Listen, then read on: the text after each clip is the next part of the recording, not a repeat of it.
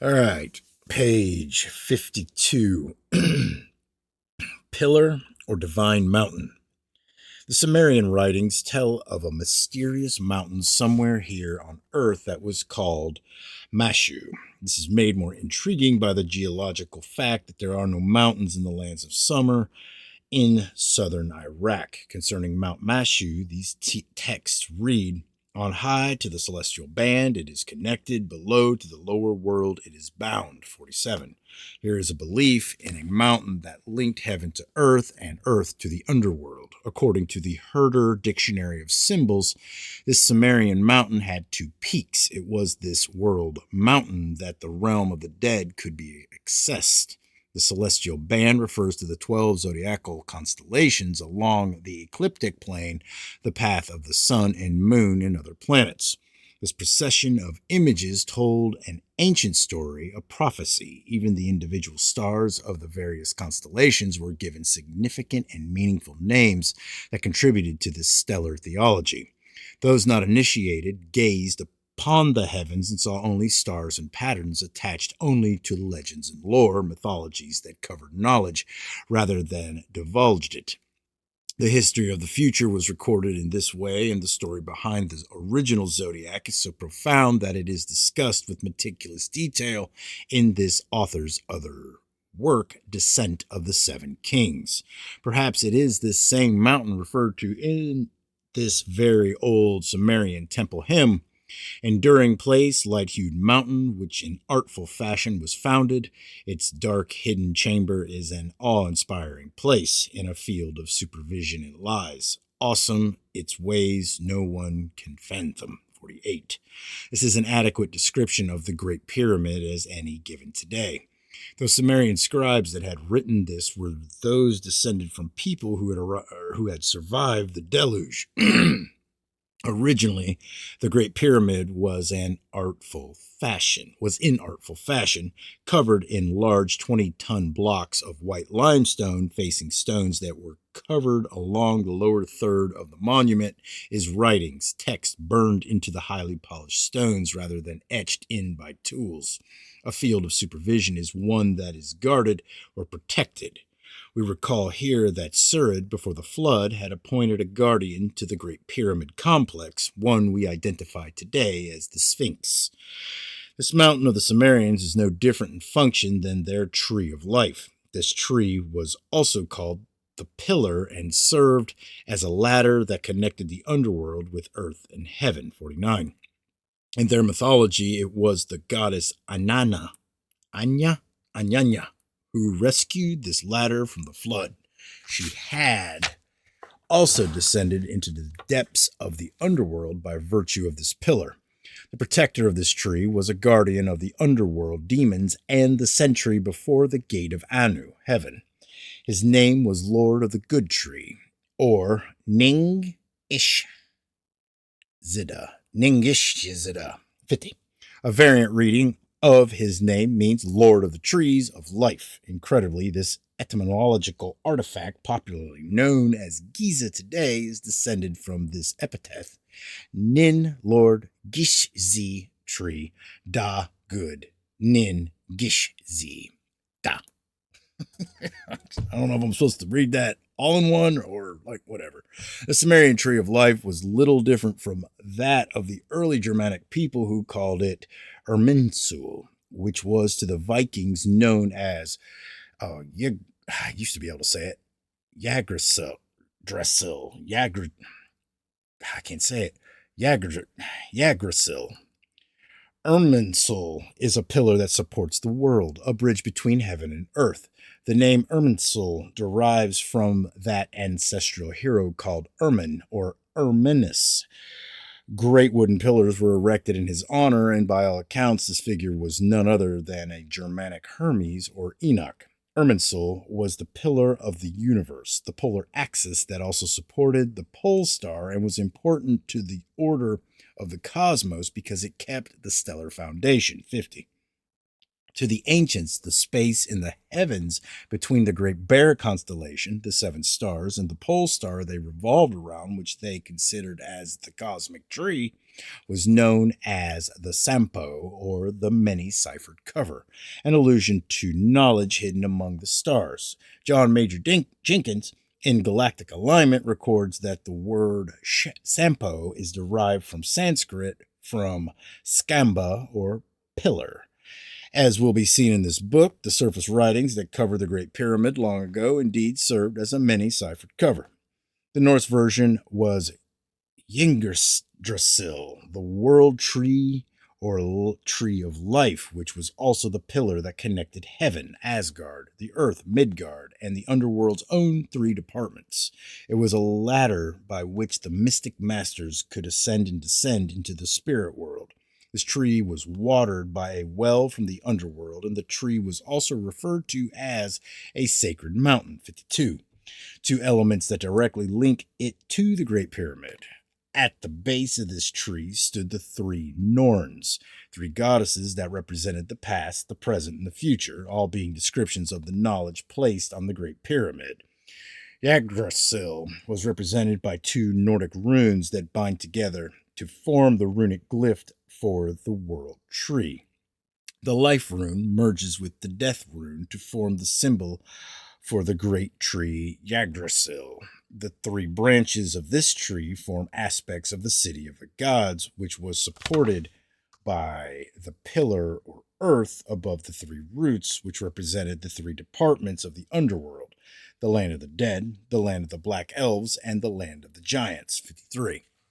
The merging of these two runes forms a symbol so old that even writers as early as the first millennium BC mistook it for a representation of a lightning bolt, which later contributed to its use by ancient artisans who created masterpieces depicting Zeus, Thor, Hanum of ancient America, Ninurta, and a host of other deities holding this symbol in their grasp. Historian and translator A. Smith Palmer, in his 1897 Babylonian Influence on the Bible and Popular Beliefs, wrote that the glyph used by Merodach to defeat the chaos dragon named Tiamat symbolized lightning, the same weapon found in Genesis 3:24, described as a flame of the turning weapon that prevented access back to the tree of life after mankind had taken from the tree of knowledge, 54. While Palmer's assertions are very consistent with later interpretations of other antiquarians who had also misunderstood the symbol, is found not only in reliefs at Sumer, Babylonia, and Assyria, but even in early India, China, Japan, Greece, Gaul, Egypt, and as mentioned, in early America. No doubt that future excavations will yield forth many more examples of this symbol's importance to the earliest artisans. It was not a lightning bolt. In every instance, the symbol conveys that its wielder holds the power of life and death. One incredible example of the employment of this symbol is found in the famous painting of Nagarjuna, now housed in Japan, 55. It is over 1,000 years old and depicts the Chinese hero and esotericist Nagarjuna with distinctly non-Chinese features holding the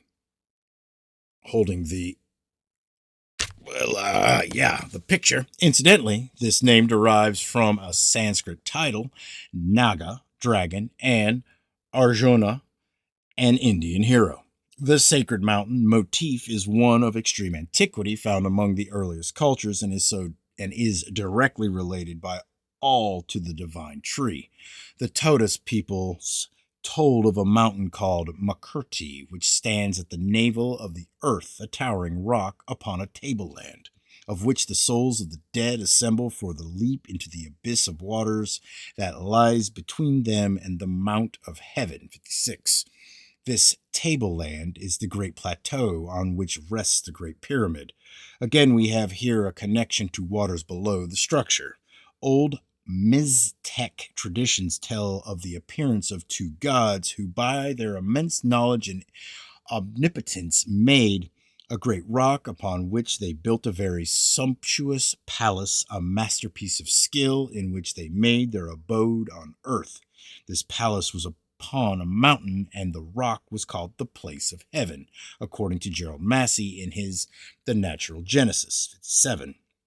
The Aztec Nahuatl myths tell that the enormous pyramids of Teotihuacan were also built by gods long ago, by knowers of occult things, possessors of the traditions, and that they were built before a disastrous catastrophe, 58.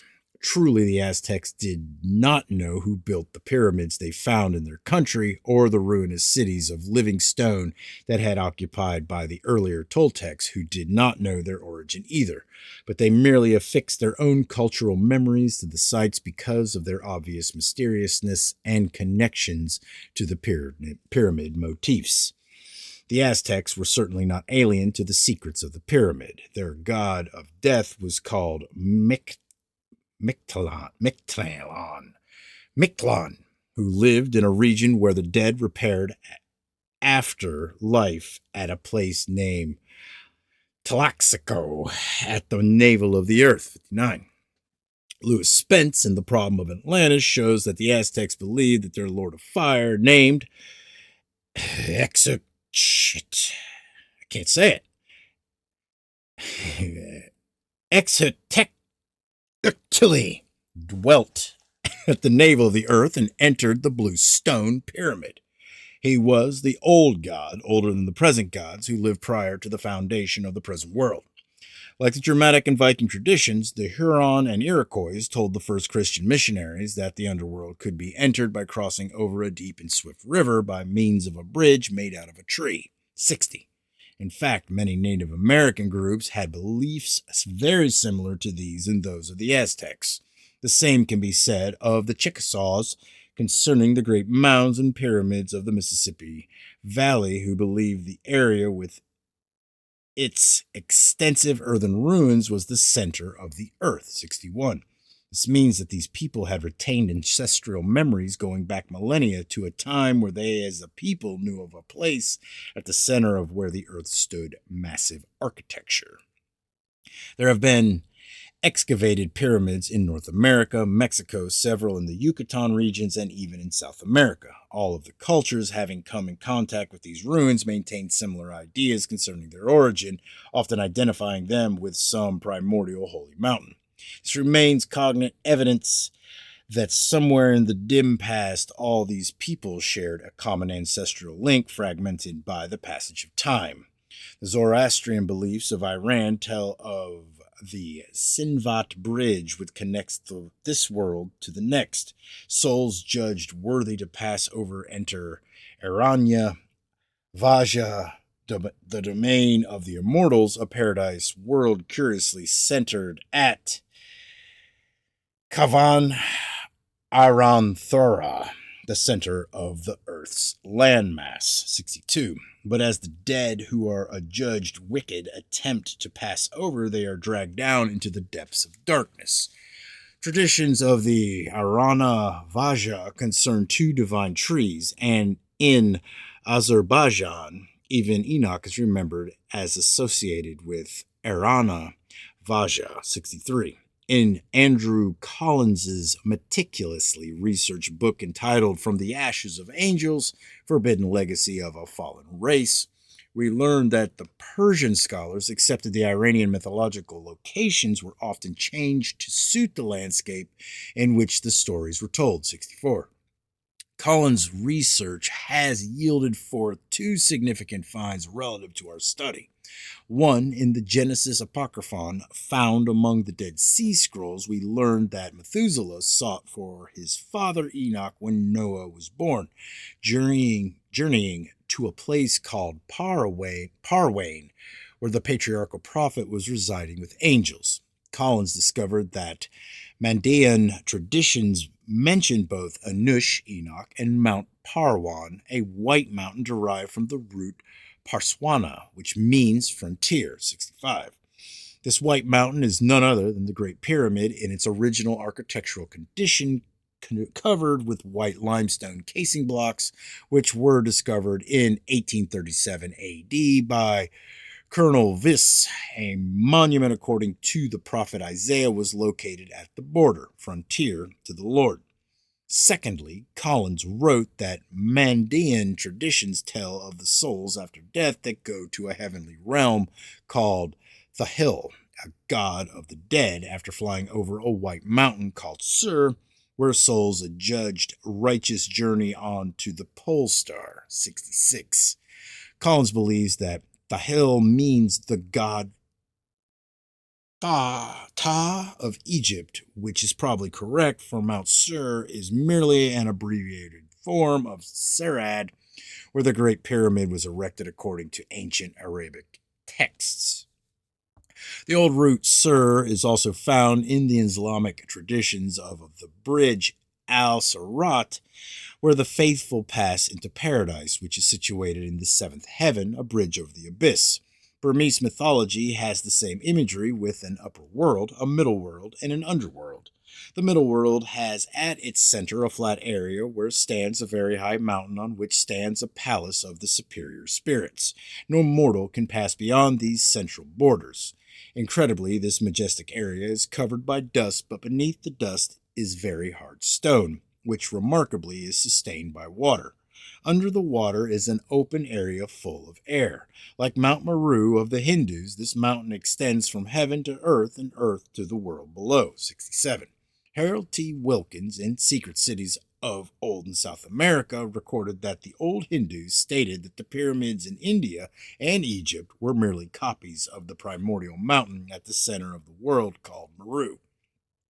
Mount Meru was guarded by a dreadful dragon, the Sphinx, and Daniel Burstyn in The Discoverers cites that Buddhist traditions hold that Mount Meru lies between the four worlds, divided between the four cardinal directions, and that it was square at the bottom. Anyone who has seen a pyramid from an aerial view can easily find its base to be square. Other elements of the Burmese beliefs need be reviewed here. At the base of the mountain on the flat area, plateau, were 3 enormous rubies, and around the mountain are 7 concentric circles of lesser mountains which feed 7 great rivers that water the earth. The earth consists of 4 continents that lie at the 4 cardinal directions.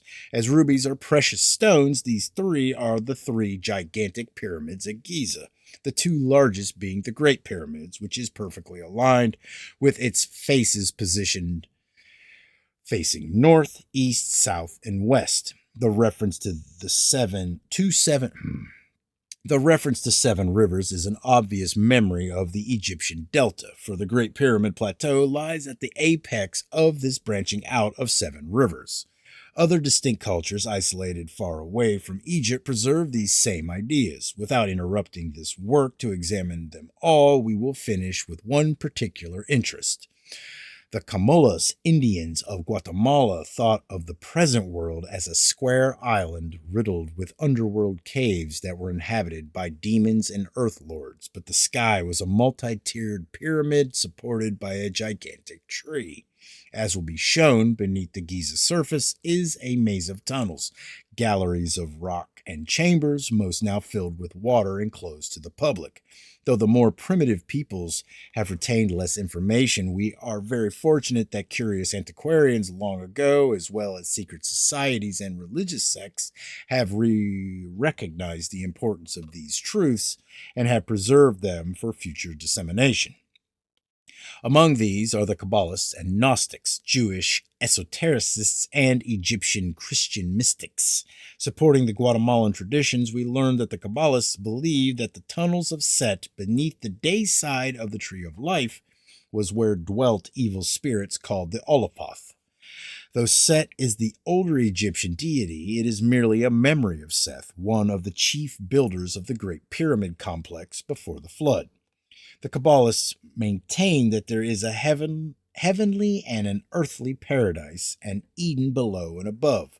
The erudite General Massey wrote, "The two are united by a fixed pillar called Strength of the Hill of Zion, somewhat like the colossal pillar Irminsul, which bears up the heavens. The souls that enter the dwellings of the lower paradise are permitted to ascend by this pillar. 68. Massey had not connected all of the seemingly random universals from around the world as has been done in this study, so he probably did not comprehend how profound this statement truly was. He was writing about the Great Pyramid in Egypt and didn't even know it. The Hill of Zion pyramid is the pillar called strength by the Kabbalists, and the pillar before the door to Solomon's temple had an inscription upon it that was translated, "In it is strength." Additionally, according to the Jubilees text, Zion was at the center of the navel of the earth. This was a piece of evidence that led to the conclusion that the Great Pyramid was a type of book, so we should not be amazed to find this curious passage in the Book of Jubilees concerning the future judgment by fire. And on that day of cursing and turbulence, he will also burn with devouring fire. As he burned Sodom, thus also will he burn his land and his city and all that is his, and he, the condemned, will be erased out of the book of the discipline of the sons of men. And he shall not ascend into the book of life, for he shall be destroyed and shall depart to the eternal curse. 70. And with this gem, we return to our theory presented herein that the Great Pyramid, constructed to warn the world of a far distant future flood of fire descending upon the earth from the heavens, is indeed a stone book, even an image of the eternal word of God. The book of life, and this... Shoot, hold on. Let me say that all over again. Oh, well, And with this gem, we return to our theory presented herein that the Great Pyramid, constructed to warn the world of a far distant future flood of fire descending upon the earth from the heavens, is indeed a stone book, even an image of the eternal word of God, the book of life. And this is the greatest secret among the historic Gnostics, a sect of Egyptians with very Christian-like beliefs that knew that the deeper things of God were discernible and learned through the teachings of the Logos, the Greek name for the Word. According to the Gnostic work entitled Pistis Sophia, Enoch was taken into heaven, where he stood in the presence of God while the books of Jehu were dictated to him. Another tradition holds that he learned the holy books of Jehu when he visited a holy mountain. 71. Jehu is a Gnostic variant of the truly archaic rendering of the Hebrew title of God as Jah. In fact, the epithet Messiah used to describe Christ is a compound of the Egyptian word mes, rebirth, and the Hebrew ayah, Jah. 72. According to the Gnostics, Jehu declared, "It is necessary for men to gain knowledge of the mysteries which are in the books of Jehu, those that I caused to be written by Enoch in paradise when I spoke to him from the tree of knowledge and the tree of life. And I caused him to place them upon the rock of Ararat. And I set up Kalapataroth, the Archon, who is above in Gamit, him who is under the feet of Jeru, and who makes all aeons and all destinies revolve. That same Archon I set over to watch the books of Jeru, to protect them from the flood, and also that no Archon seized with jealousy about them might destroy them." 73.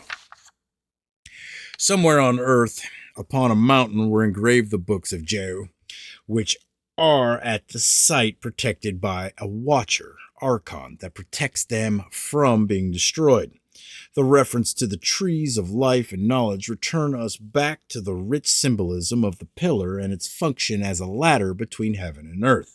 The Watchers are found numerous times throughout the Book of Enoch, an order of angelic beings that, due to some primordial controversy concerning the existence and destiny of humankind, separated into two factions. Some among the rebellious Watchers went even further and directly intervened in the affairs of men and descended to earth, having been imprisoned by the Creator when the world was destroyed by the deluge.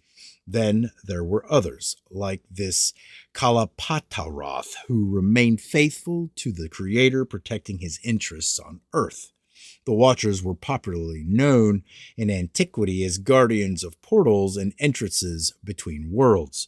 They were keepers of the ancient wisdom, 74, and it was a mighty Watcher that stood at the gates of Eden, preventing the first humans from going back into Eden after they were banished. The Egyptian Coptic translation of the Pistis Sophia is merely the translation of an older translation. The earliest known copy of the text was in Greek, naturally, as it was an Alexandrian writing, and this is easily ascertained due to the abundant Greek words left untranslated in the Coptic manuscript, 75. In fact, the majority of ancient manuscripts extant today are but translations of translations, and rarely are texts found in their original language. The first book of Jeru reveals that Iao dwells in the center of heaven as the eons revolve around him. He is the first mystery, and from his position at the treasury of light was a gate to the regions of the three Amens. 76. Amen signifies the hidden one, here represented by the number 3. The Gnostics cleverly called him by the acronym of IAO. This is the combining of alpha and omega prefixed with the determinative determinative for the Hebrew Jah, Yeo. The Pistis Sophia claims that Enoch learned the book of Jehu at a holy mountain, but then also that he learned from the tree of gnosis, knowledge, disparity, or an admission that both are one and the same. As there stand two gigantic pyramids at Giza in alignment with one another geometrically and geodetically with the cardinal directions, we find that there are only 2 books of Jehu. While there stands a third member of the Great Pyramids at Giza, the third is fundamentally different than the 2 gigantic ones. It was called the Red Pyramid, is much smaller with less mass. It was covered in beautiful limestone with inscriptions like the other 2. It must also be noted here that in the Genesis account, the tree of knowledge was of good and evil. The fall of man was partially due to a newfound awareness of evil and man's capacity to succumb to it. But this acquisition of information was not entirely to our detriment, for God provided a balance, a gnosis of good and evil knowledge, the good concealed in divine mysteries that serve to aid the diligent researcher in getting to the tree of life, the embodied word of God. The mysteries of the Gnostics lead us to the book of the Secrets of Enoch, wherein we discover that the 10th heaven was where God dwells, which in the Hebrew tongue is called Aravat, 77. This is probably the rock of Ararat mentioned in the Pistis Sophia that is protected by an archon. The mountain commonly known as Ararat is not in Egypt at all, but Armenia and modern Turkey, popular for being the landing place of the Ark of Noah after the Great Flood. Ararat may have been the actual name known to the pre-flood peoples given to the Great Pyramid, and as Noah would have known all about the monument, which was still being constructed when he was born, he may have named the mountain Ararat when the vessel came to a stop. At Giza, the primary architectural features are the 2 huge pyramids, the third and smaller Red Pyramid, the Sphinx, but there are 7 other smaller pyramidical structures alongside the Great Pyramids. Altogether, on the Giza Plateau are 10 pyramids, a sum very significant to the Hebrew mystics, which held that it signified perfect completion and was the number for God. Remarkably, 10 is the third and most important triangular number of the Kabbalists and Pythagoreans. Early methods of counting led to a discovery. Different amounts of stones put together form various shapes. The numbers 3, 6, and 10 form triangular numbers and are derived themselves from unique mathematical formula, 78. 10 was considered the supreme and divine equation. Philolaus of Tarentum wrote that this number was the embodiment of perfection, and the shape of the triangle was believed to contain the unutterable name of God. 79. Though we have seen how the word pyramid means pillar of fire, the Coptics went so far as to claim that this was derived from pyramid, or a tenth part of numbers, 80. The reference here to the name of God hidden within the shape of the triangle calls to mind the early Masonic records earlier examined that claimed that Enoch built a temple before the flood that contained an agate triangle that hid the name of God.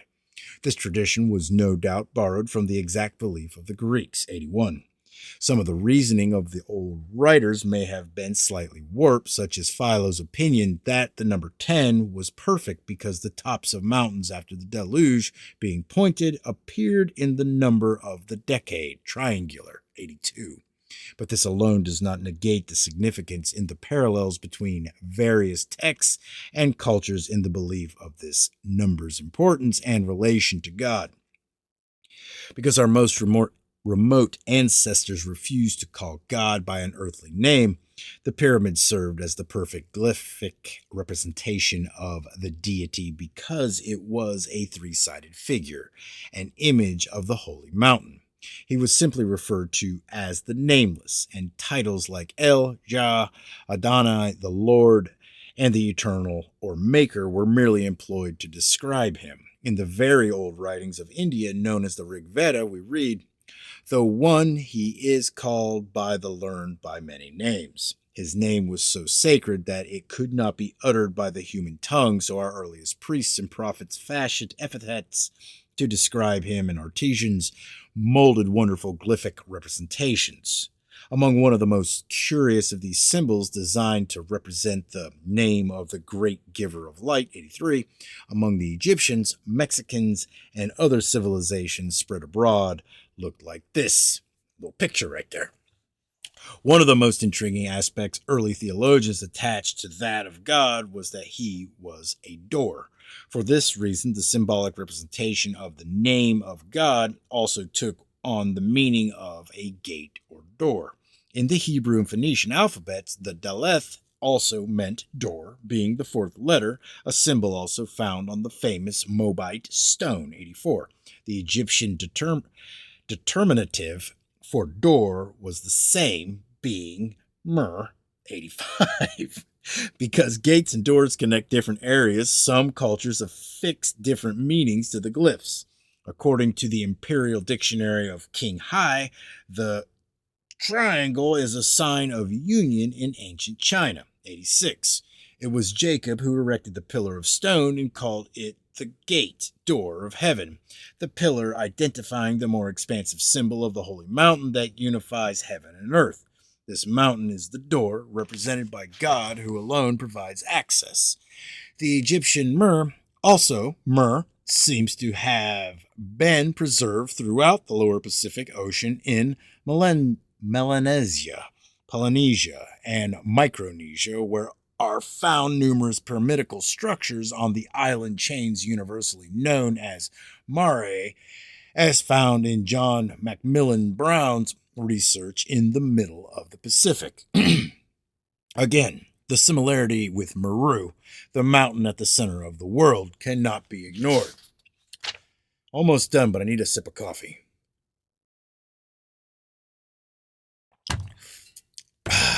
That a divine mountain connecting our world to both the heavens and the underworld, a place that was accessible to us long ago, is a